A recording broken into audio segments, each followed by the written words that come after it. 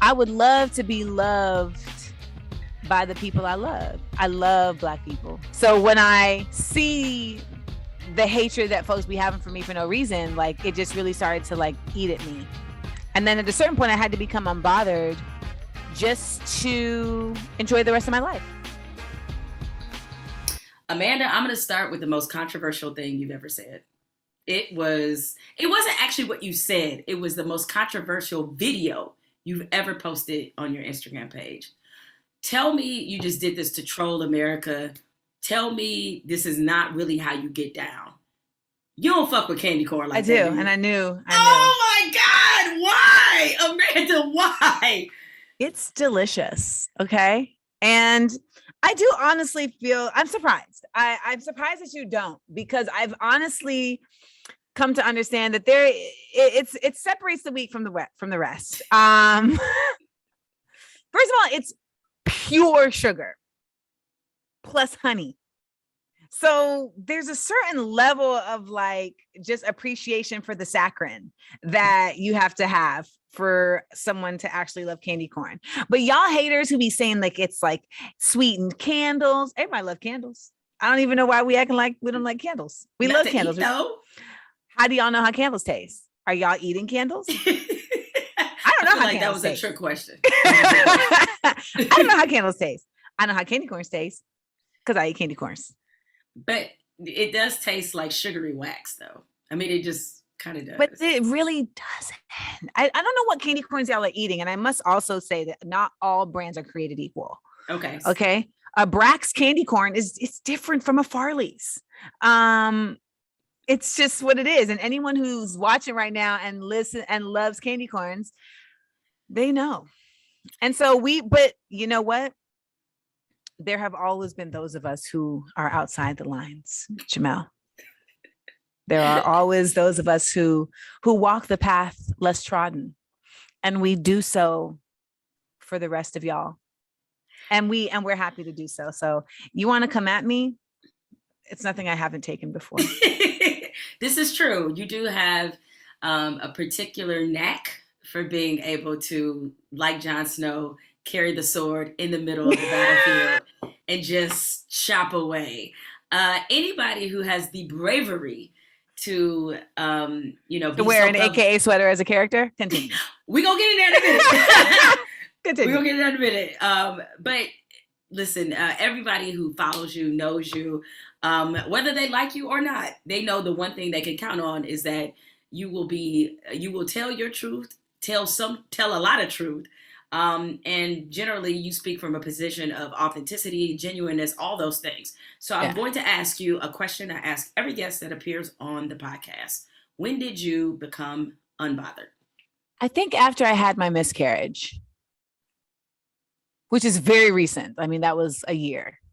Cause then you're just like, man, fuck y'all, man. Like, now I've gone through like actual life things and this is just dumb. Like, and I think there was like a series of events that happened between 2019 to 2020 that really just like forced me to become unbothered. And I've been bothered that long, like up until that point. Like I'm not somebody who was like, I don't care about y'all. I definitely care. And I care because I would love to be loved by the people I love. I love Black people. Like I love being a part of this community diasporically as an American, etc. And I say that specifically because I don't care if like racist white people don't like me. Like I genuinely, I'm like, why would you? But it really did like used to like get under my skin, like in a very real way, when folks that I would, if I saw them getting in trouble if I saw them getting pulled over, I would have like I would have put myself in the situation. Like I am that person. So when I see the hatred that folks be having for me for no reason, like it just really started to like eat at me. And then at a certain point I had to become unbothered just to enjoy the rest of my life.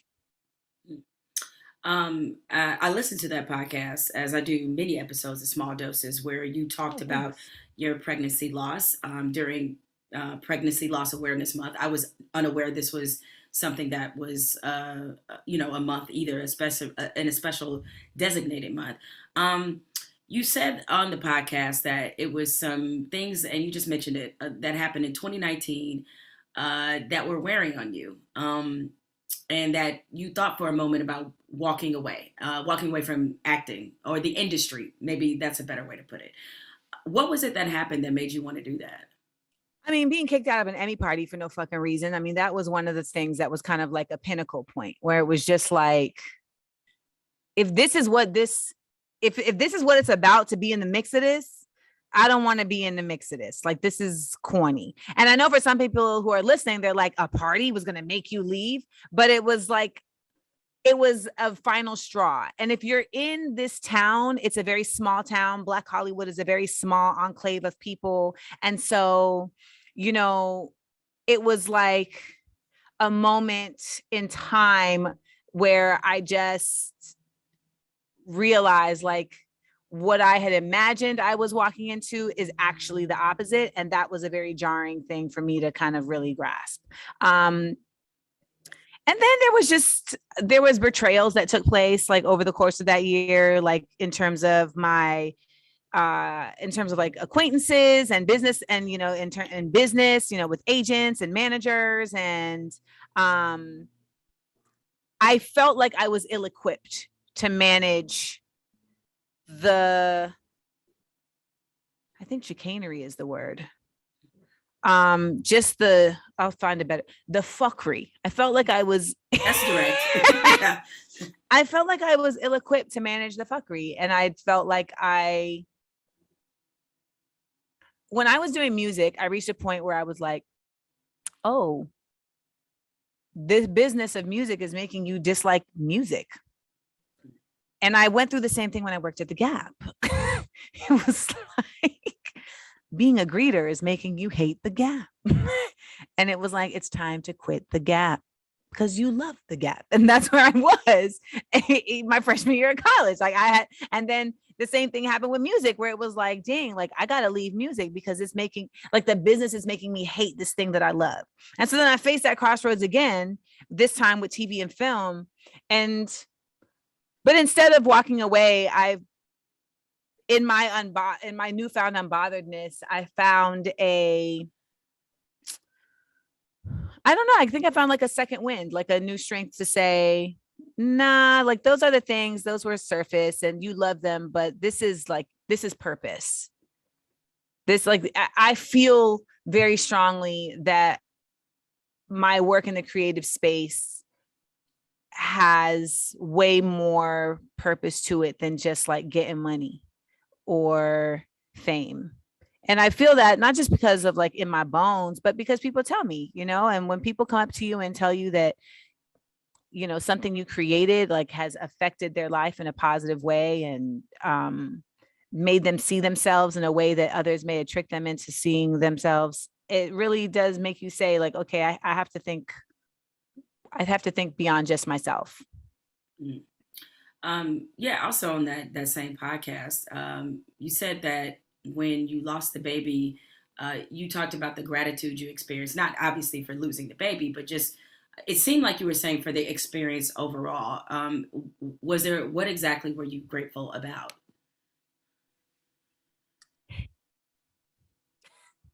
I love it. The dog is like, tell her.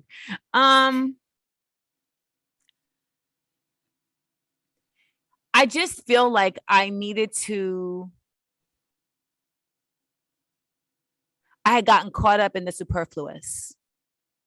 Like, I really feel like I had got swayed by the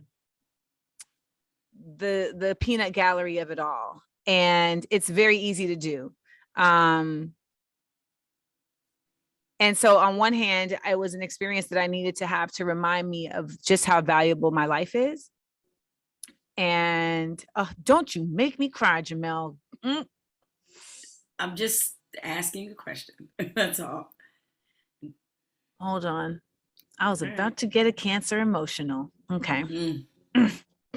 um just how valuable my life is, and as a woman, I don't know how to even say, like, it's like I don't know that I have the words yet to even properly verbalize, but just in my experience in this woman body, it was perspective changing. It just made me feel more grown. I pardon if I sound real basic right now, because I'm thinking in real time, because it's existed more as a feeling than as something I've articulated yet. But it just something came over me of just like you needed that.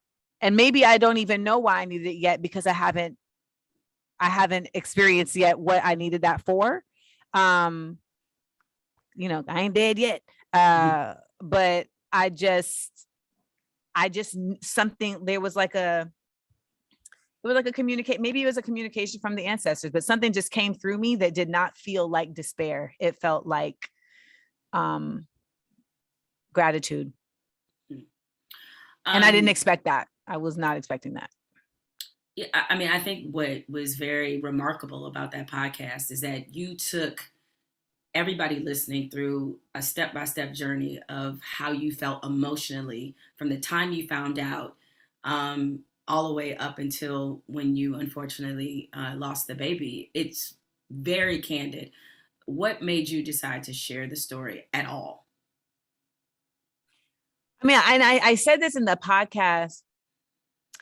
I've been told so many times that me being transparent has like helped someone like not feel alone. And it's to a point where it feels like my transparency is a part of my philanthropy.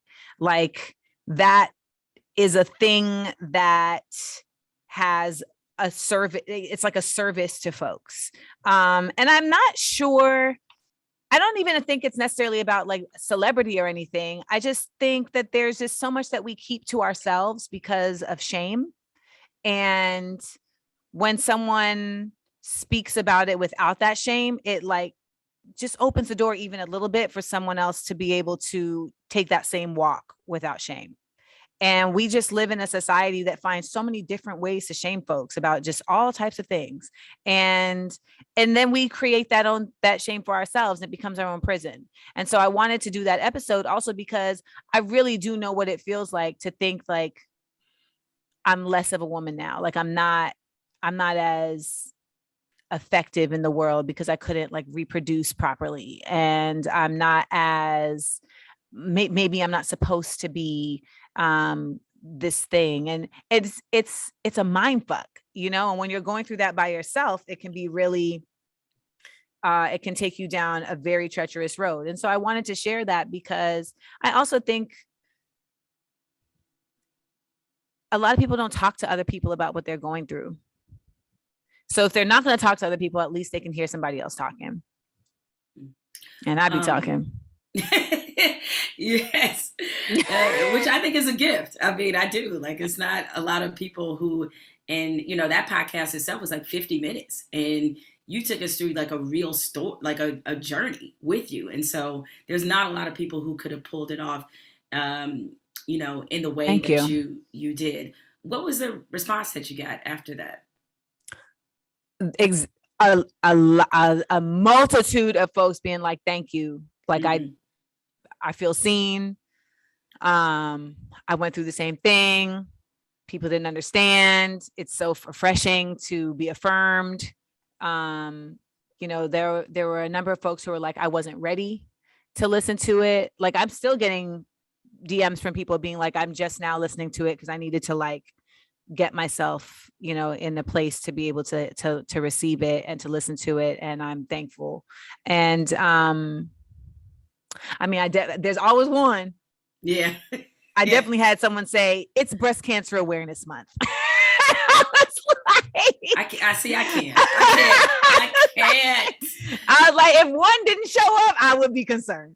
Like, so, wow. But so, and listen, maybe some would say selfishly, like it helped me. It helped me, to be able to like say it out loud. I don't really like keeping things to myself. It doesn't make me feel like I'm more in control. It makes me feel weighted down and heavy. And I was like, oh, like I have my own platform and I should share this story on my own platform, versus like on the Breakfast Club or somewhere else. And when I knew that I wanted to share this story for all the reasons that I've said. And then when I learned that it was Pregnancy Awareness Month, and it was literally the same month that I had experienced this, it was like, well, this is serendipitous. How did it impact your mentality or towards having children? Oh, I'm not having kids. Yeah, I'm good. I was already on the fence. Okay. Right. I was already on the fence. And then it was just like, oh, right, okay, well, we tried. And I talk about this in the podcast. I don't know how y'all out there go through pregnancy, because 10 weeks of it, and I was like, this is difficult. And I just think I don't have the personality. Like I'm such a perfectionist, and like the acute. I mean, some people are like they're pregnant and they're eating hot Cheetos all day. Like, but I just felt like I need to be like, what can I eat? What can I not eat? Like, how do I need to eat? Like there was just I could feel the anxiety working itself up, and I'm just like, I just think about, and I remember saying to myself, you got to get this in check, because 9 months is a long time. It's a long time. But I know that I would be a good parent, and people love to say that, like, but you would be an excellent mother. And it's like, no one, the decision to not have children is not whether or not you'd be good at it. It's more so just a matter of like, do I feel like, well, first of all, I don't like this world. So I don't even think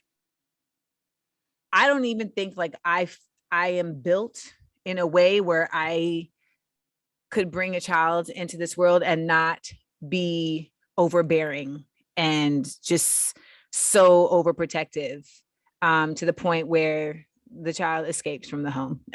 I mean, like, because I look around and I'm like, this place is trash. So, I talked to a psychic about it, and they were like, yeah, I'm not surprised you don't want to have a kid. Like, you're a Cancer.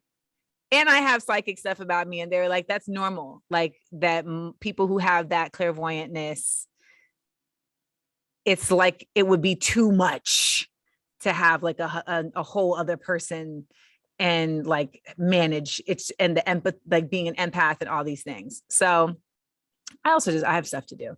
Well, what did the psychic say about you having kids? That's what I'm saying. That's what she said. She was like, yeah, I get it. But I'm just, she gets it. But did she predict otherwise? She didn't predict. No, she didn't predict otherwise. All she was just like, I see. She was like, yeah, like that. I mean, in no one's, in uncertain terms, she essentially predicted like, yeah, that's not your bag. Like, that's not your testimony. That's not your ministry. Okay. All right.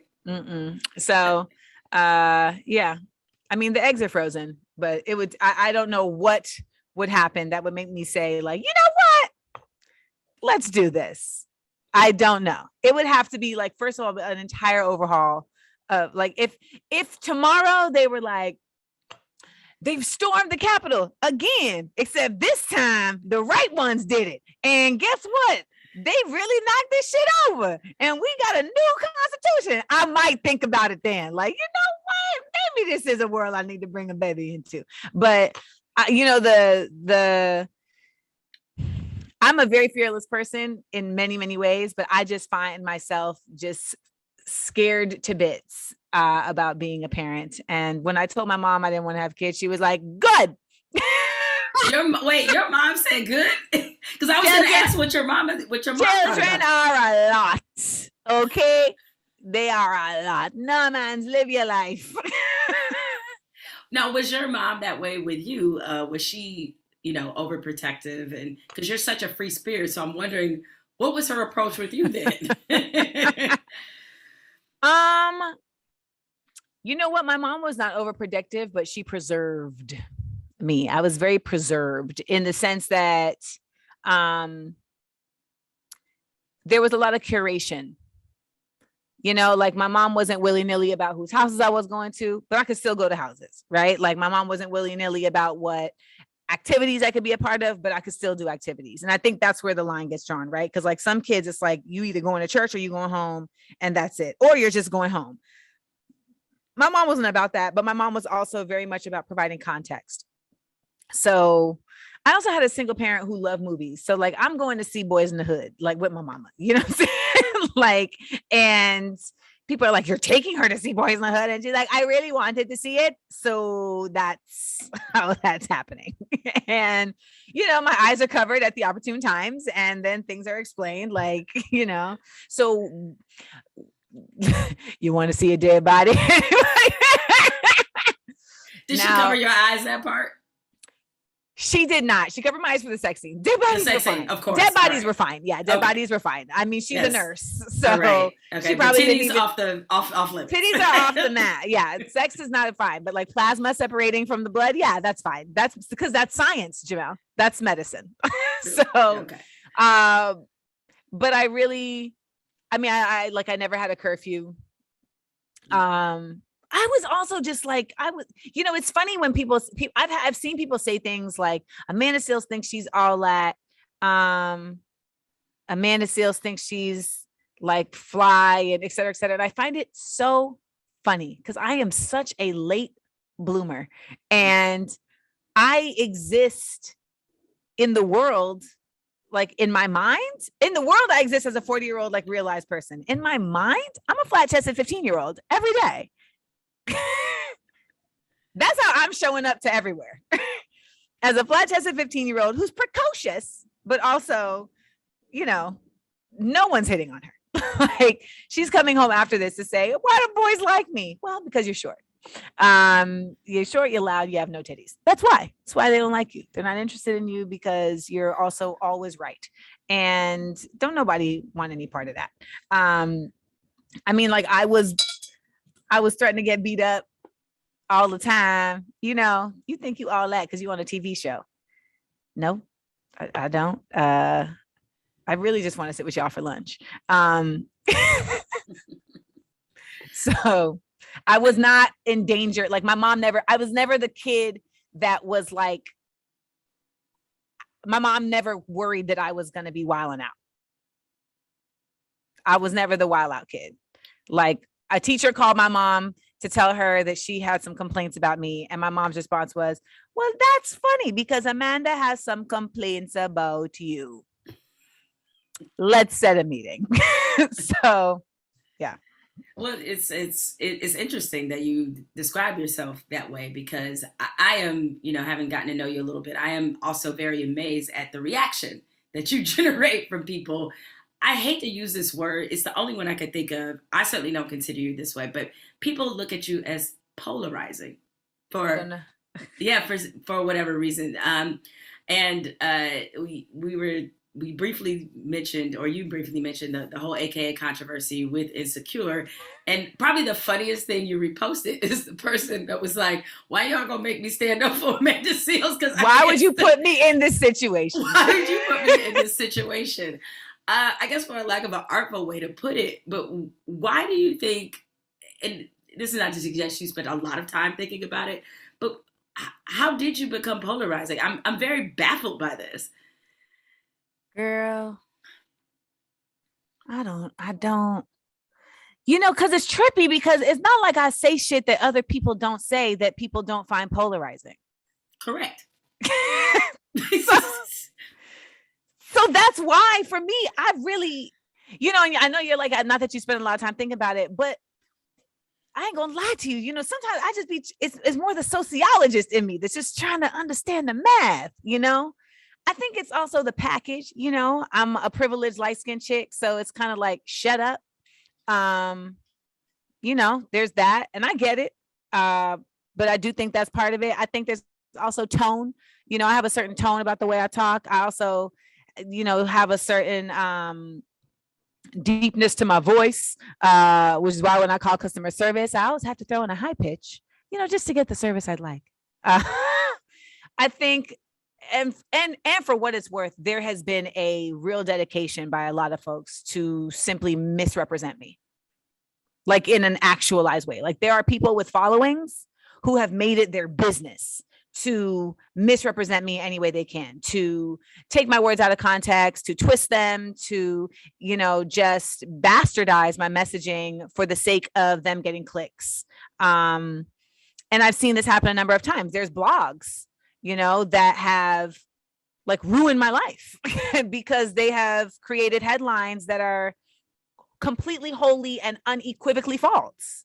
You know, when there was a headline that said Amanda Seales admits to lying about accusing redacted of sexual harassment, like I still to this day am being followed by the narrative that created, because I never accused anyone of sexually harassing me, and I never admitted to lying about how can I admit to lying about something I never did? But like when people have this Wi-Fi, they just go wow. They go wild with this Wi-Fi, and they just can put anything out about anyone for any reason. And there's enough people that are just willing to follow a narrative because it may support a notion that they had already in themselves. So they may have not liked something I said, or some, more importantly, something I said may have triggered them in some type of way that made them uncomfortable. And so then it's like, oh, we don't like her. And I am a truth teller, and I will say things that are general and someone will take it personal. Like as if I said it, as if like I could literally sit here and say, you know, I don't know who needs to hear this, but if you're bullshitting today, you need to get your act together. And like there will be people who will be like, how dare you?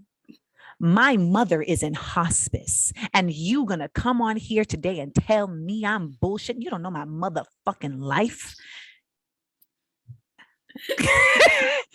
And it's like, I don't. And I'm like, sending, which is why I wasn't talking to you. Because I don't know your life. You know your life. So you know if you need to hear this. And also like, you know, my condolences to you and your family, you know, like but I want to become wholly unbothered by, I mean, I've made incredible strides, and, you know, you just can't care at a certain point because you have to know you. And I know that I'll read headlines, girl. I will read headlines about me and I'll be like, because people send things to me all the time. People always feel the need to let me know what's being, and I'll be like, stop doing that. But people will send me shit and I'll be like, when did I say that? I did a video once where I talked about how I was dating somebody, and this woman, and I was talking about it to a friend, and this woman who was not my friend was like, you need to get you a white man. And I was like, no, I need the black man that I'm with to get it together. Okay. That was the basis of the video. And I said, you know, for what it's worth, like patriarchy knows no shade. White, like even the white girls will tell you Chad ain't shit. So it's really just about like finding a good man if that's what you're into. Girl, people turn this into light skin Amanda Seales tells dark-skinned black women that they shouldn't be dating white men. And I was like, I give up. But they can't decide though, because I thought you hated black men. I thought that's what it was. Me and you are apparently in the hate black men club, because I could. We got badges. We got matching airbrush jackets. We like, hate black men. No, but and that's what also cracks me up too. It's like, oh, this is like a different faction. And I'm like, is this the same faction as the hate black men faction? Or is this a splintered off subset? But I mean, some people will say, well, if they're not talking about you, then you're not doing then you're not doing what you need to be doing. And I'm like, I guess, but I would prefer to just simply not be talked about in a way that's not actual. I was talking to DJ Envy about this the other day. I don't know that there's any, and you correct me if I'm wrong. I don't think anybody else gets more heat than me for shit that they didn't actually do or say. I have to think about that. Yeah. I mean, you be in the top 5 and you're not 5. Top 5 and you're not 5. I was like, to think about that. Because I was really like, wait a minute. He's the one who said to me, he was like, they hate me, but they hate you. Yeah, I mean, it is a different level of, I vitriol. Vitriol, that's the word I'm looking for. Have you ever received a criticism, whether you made it public or not, from someone that you thought, or I should not from someone that you thought, but a criticism that you thought was fair? Of course, I've received criticisms that I thought was fair. Absolutely. Yeah. That's why when people say shit like, man, she's a narcissist, she always thinks she's right. I'm like, you don't even know me to know what I always think. So, like, absolutely. I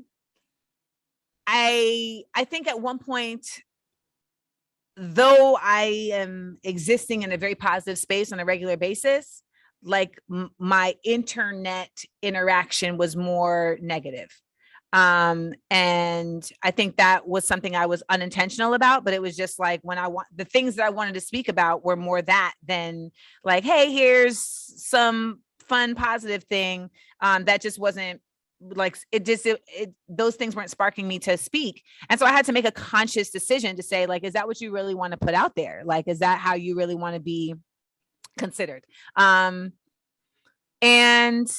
I've definitely like been corrected about things that I may not have had the right information on, that I may have been misinformed on.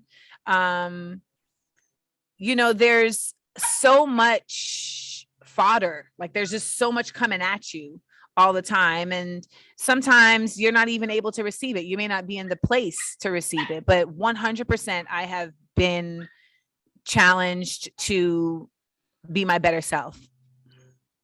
I know the AKAs are going to be really upset that that was not one of those times. That was not one of those times. I'm just guessing that wasn't it. But what's so funny about Insecure and why I welcomed its return is that the things that become the controversies are always the craziest things. And not cute, like just little stuff. Like I remember the controversy of condoms. The condoms, yes. It's like, we didn't see nobody using condoms on Insecure. I'm like, you don't really see nobody using condoms, period, in the movies. And also, like, folks act like they're not reckless AF. You know what I'm saying? Like, I also think that there's just this idea that everything needs to be for everyone in every way. And, people had decided like, okay, this show, and I'm speaking about this as an employee on the show. Okay. So I need to make that very clear. Like, I'm not a producer on this show. I'm not a writer on this show. And so I am just, even though I'm on the show, I'm not a part of the decision-making process. People decided that this show needed to be like it needed to be like an informational show. Like it's they're like, if this is a show for young Black people, then it needs to be more responsible in certain ways. And the thing with the AKA stuff was wild, because I do feel like there was folks using the love for their sorority as a mask for them to express their hatred for me. And I was like, this ain't about a trademark. To some people, it was just about a trademark. To some people, it was just like, hey, I'm not sure that this was approved. Fair. But to some people, their issue wasn't a trademark. Their issue was, why is Amanda Seales wearing the AKA logo? And Tiffany Dubois was wearing the AKA logo. I would never wear an AKA logo. I understand after I had a particular experience as a youth and learned the hard way. When I unwittingly had a shirt on that was owned by an AKA. It's a long story that I don't think we have time to tell, but but just honestly, from the amount of step shows I've hosted, the amount of HBCUs that I've performed at, and my relationship to African American culture as an academic, not just as a person who's lived it, like I understand, the sacredness of sororities and fraternities. And I have no desire to infringe upon that whatsoever. Yeah, I thought that people were going to be tripping about Issa dumping Lawrence after he gave her that ride from the airport. But I was like, little did I know, the real controversy was the. You're like, yeah, that's fine. That's fine. Like, yeah, whatever. But this sweater, though, can't let her live. Not going to happen. It's the 5th and final season. It's been a long journey, and in a way, it's a compliment, right? In a weird way, it's a compliment because that's how emotionally invested a lot of people have gotten into this show. Doing this show for 5 seasons, playing Tiffany Dubois, what has this show kind of taught you about yourself, this experience?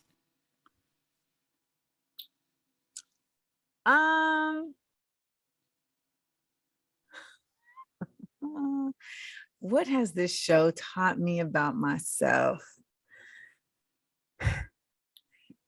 It has taught me that I still know how to act, because I hadn't played a scripted role. I hadn't played a character in a very, very, very long time. So this was my venture back into that space. And it was a comfort to know that that's still in my bones, the ability to transform into a character that's not of myself and make it so believable that people are like, I didn't know for 3 seasons that you were the same person. That's to me like a testament to my training that I had as a performer. It also just taught me resolve. I mean, I had to really go into myself in that show, in that space. And I had to really learn how to navigate a different kind of workplace and still show up on screen and give the best performance possible. And I think that at another time and place, I may not have been as graceful. And that's what I'm going to say about that. Well, I mean, what made that space so different? Sorry, I'm a journalist. I listen to what you say. So it sounds like something made that workplace not suited for you to some degree. Or you felt there's some disconnect. But if I'm honest, like I'm a different kind of person, and I don't know that many Hollywood workspaces are suited for me. Okay. And that's just me being fair to my truth. But you find your tribe, and Wade Elaine Marcus is my tribe. And there were other folks on that show that really, became my tribe. And I really I've never been into gossip, and I'm not into it now. So I'm not even going. Okay. Because there's no version of speaking about these experiences that doesn't become some distorted way that Black women are starting shit. You know what I'm saying? Like, and it's not even about anything other than like, it just, as the type of person I am, I had to learn how to adapt and be flexible in a way that I hadn't anticipated having to. Are you relieved the show is coming to an end? Are you? Yes.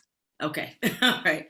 I was picking kind of up on that a little bit, that you were a little relieved that it's ending. Also, just grueling, to be honest. Like shooting a show is grueling. Like, I mean, you're doing 16-hour days and you don't really have control over your schedule. And as you mentioned earlier, like I'm a free spirit. So like, it's not really like my favorite environment. Like shooting is a bitch. Like it really is just a very tedious process. And that was something I actually learned too. Like, oh, I don't really like this process. Like, I don't really like shooting. I love creating, but even when it's my own characters, I'm like, oh, we gotta shoot, and it isn't until I'm like in it that I'm like, okay, but waiting for lighting and all of these things, like they need to be, you have to do it because it needs to be a certain way and you have to let people do their job and give them space. But it's not necessarily my favorite like part of the creating process. Well, you're somebody, you've done daily TV because you did The Real and you've done acting. And I had only done daily TV and I've clearly never acted on any level close to yours. But just being in the few productions I was a part of, I respected actors coming into it. Really, really, really respected them afterwards. Because I'm like, y'all will literally be not sitting around, but working all day for 2 fucking lines. And that shit would drive me crazy. Because when you're used to doing live TV, it's like you do it, it's done. It's done. That's it. They'll be like, nah, but we need this angle. We need you to run this way. I'll be like, bro, I gave you everything on the first take. What we doing? Let them trust when you start crying, when you have to cry. Then you got to cry and you got to cry for 15 takes. And when you got to cry, you got to go to a place to get them tears. And then you got to go back to that place 15. Like it's the thing. When we did that hot tub scene in season 1, I mean, in the beginning, it was chilly. So in the beginning, we were like, oh, we get to be in a hot tub where everyone's cold, but we're not. Girl, about 2 hours in, it was like, I feel like ramen noodles. Like I'm about to say skin wrinkled to be damned. Oh my gosh, we were dying. It was just like, wow. I'm like, I felt like my skin was going to slough off. It was just, but nonetheless, I'm also just excited to like explore my own creative work and to really expand and expound upon ideas that I've been, putting together and writing for years. And when you're doing a show where you're a series regular, like you don't have the ability to kind of be out in the marketplace in the same way. And a lot of people don't know that about just the way contracts work. Like, you're kind of tied to that production. And so there is a certain level of like excitedness I have about being a free agent. Well, I mean, I guess if people were looking for a true snapshot of who you are, I think Smart, Funny, and Black is a very cool representation of, your multitude of talents. Because I don't know, it's like a fun variety game show. Yes, yes, that's what it is. I know. I'm trying to think. The first time you guys came back on the road, was it Boston? Boston. It was Boston, and now you're headed to New York. Yes, you're headed to New York, land of the Timberlands. I hope they do all show up wearing Timbs, right? But nevertheless, November 12th, Smart, Funny, and Black. You guys at the Apollo. At the Apollo. What does that mean to you to bring this show to the Apollo? Let me tell you, we did the Apollo in 2019, and there was a point in the show where I felt like I was literally levitating. Like the energy was so palpable and rich. And Smart, Funny, and Black, for those who don't know, it's a game show at its basis, but it really is a variety show in that we have a live band and that we have just musical moments that pop up. And when I say musical, it means we might start singing Back That Thing Up, and then we might start singing Weak. We have games that are really audience interactive. And so it's a combination of like, you have like the electric energy of a HBCU homecoming, a revival, and a barbecue, like all happening at the same time. So you add all that up and do that in the Apollo, which is the mecca of Black performance. And it's like, you feel like you're waking the dead. Like you feel like all of those who came before you and hit that stage are also in there doing the electric slide with you. And to be back there so early in our return to live performance, really, I feel like it's serendipitous because it's still weird it was weird to be live in Boston. I mean, it was a beautiful show, and shout out to everybody who came out because you definitely helped to ease that weirdness and turn it back into just, enthusiasm. But it was like, damn, do we still know how to do this? And so coming back to New York, it's just a really exciting time. And we have Michelle Buteau versus Titus Burgess, which, I mean, if I thought the energy was going to be on 10 with just the audience, like they exist on a 15 just in their regular everyday lives. So they are going to bring all the joy and all the hypeness. And we have a new ending to the show. So we've been doing the show since 2016, and I realized that we were missing something at the end. And so I've added in another new segment. So that means that if you've been to Smart Money, and the other thing about Smart Funny and Black too is like no show is the same. You can go to Smart Funny and Black 10 times. You ain't ever gonna see the same show. I mean, we don't have the same guests, and even when we do, they're not the same games, and you're not in the audience with the same people. And there's no bad seats because it's a whole community affair. I love when people tell me they came to a Smart Funny and Black show by themselves and they left with friends. I love it. That's great. Is this something that you would ever bring to television? Yes. And that was not always the case. Because until this pandemic, it was like I had only done Smart Funny and Black as a live show, and I have no desire to do like the live show on TV.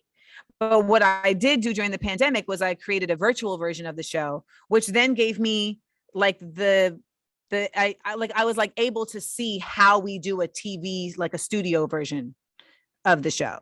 And so in my mind, yeah, I would do a studio version of Smart Funny and Black, and I would still continue to do the live show on the road, similar to how like Wild 'N Out has its, its studio version and they have their live show. And that's something I am pursuing. Okay. But I wasn't for a long time. I was like, the revolution will not be televised. So. Well, that's the amazing thing about seeing how you use the different platforms that you're on, especially in social media, is that it seems like your independence means more to you than anything. Am I reading that right? Like being independent, yeah. So you can produce and create the content you want to create, but I assume that there's a bit of a push and pull with that. It's like you want to create it, but then what if somebody swoops in like, hey, Amanda, we want to bring you to Network X, but there's certain constraints you got to follow. So how do you sort of balance those desires? Well, Mrs. Hill, it's been a learning curve because it really becomes about how well you know business. And that's really what it boils down to. And I'm like an actual like consummate artist where I'm just like, no, like, let's just make it, let's just do it. Yeah. Blah. And it's like, yeah, but you do that and they gonna jerk you. And so I've had to really kind of just ground myself in being a more business savvy person and being more conscious of the fact that like, it's who you're doing business with and how they do business and who they're doing business with. And you got to surround yourself with the right folks. And even if you are an independent person, you got to surround yourself with the right folks. Like we are not in a town where I can just go it alone. That's not how it is at this point in my career. I need to be supported and I need to be supported and I need to be lifted up by folks that get it. And when you have a show like Smart Funny and Black, you have to protect it and you have to make sure that you're in business with folks who are going to protect it, because the whole purpose of the show is to use comedy to bring community and to continuously remind folks of the richness and the reality of Black American culture as it exists.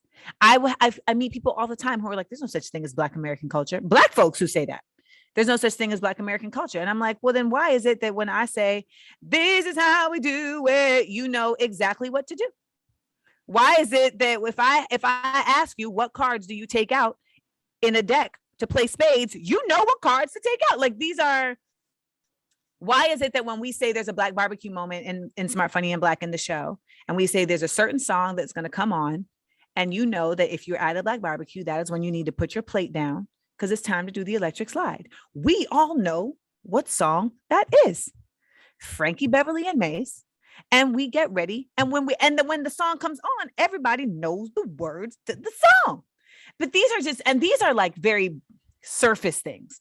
When it comes to Black culture, there's just such a depth history, of contributions to the cultural canon beyond just creativity, but like innovation in various spaces, whether it's legislature or invention, science, you name it.